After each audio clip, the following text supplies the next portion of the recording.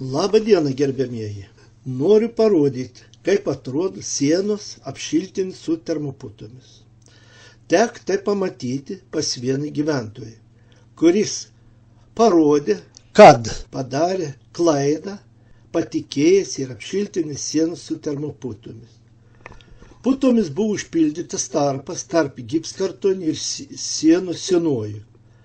Praėjus 3 savaitėms gyventojas pastuksenęs į gipskartonį pajautė, kad po gipskartonį atsirado tuštumos.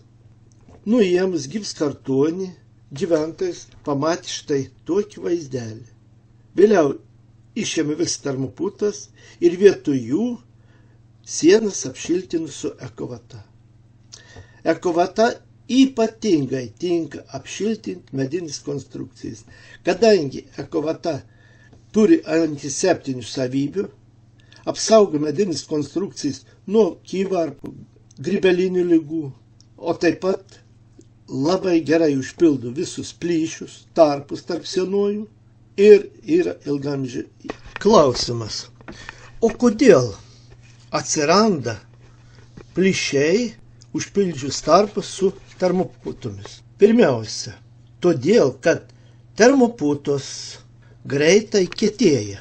Pildant tarpus per išgręžtas skylutes, jos nespėja užpildyti tarpą. Ir todėl lieka neužpildyti tarpai. Antra, pučiant aminoplasto, jo sudėtyje yra didelis kiekis vandens. Vandeniui išdžiūvus, putos traukiasi ir atsiranda vėl tuštumos arba įplyšimai tarp putų. Trečia, termoputos, ypatingai aminoplasto putos, ilgaamžiškumas yra trumpas. 2-3 metų, ypatingai kur ir karštesnis patalpos, kaip pavyzdžiui pastogėse, nuo aukštesnės temperatūros, putos pradeda dulyti. Ir vat, kaip matot, išpūstas putos buvo pastogėje, jos sudulyja.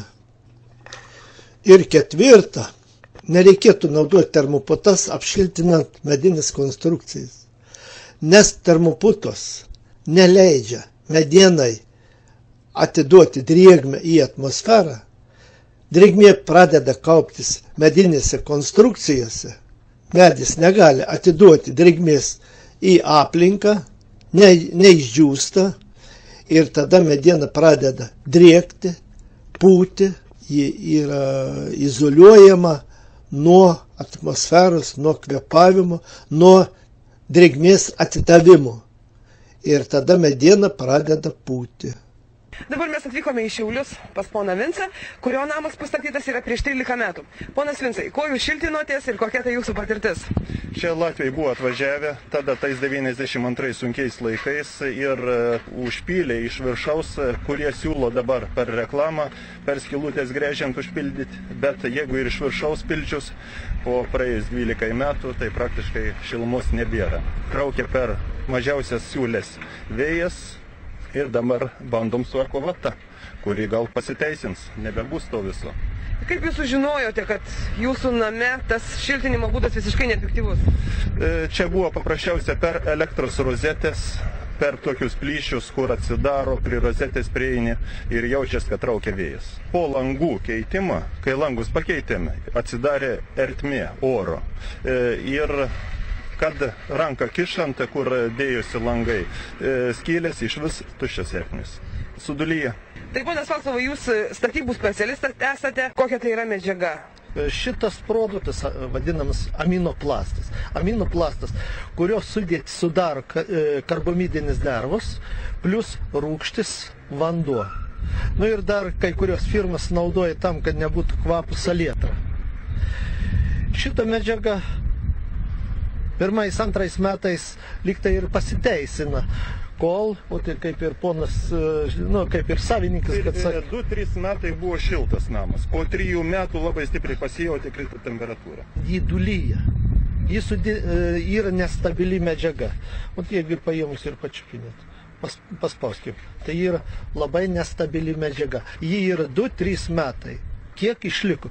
O kada yra pučiam per skylutės, arba ten plytas išim, bet vis vien apie 20-25% lieka tuščių ertmių, nes puta nespėja užpildyti taip ertmių, kadangi jos plėtimusi laikas ir stengimo laikas yra apie 20-25 sekundės.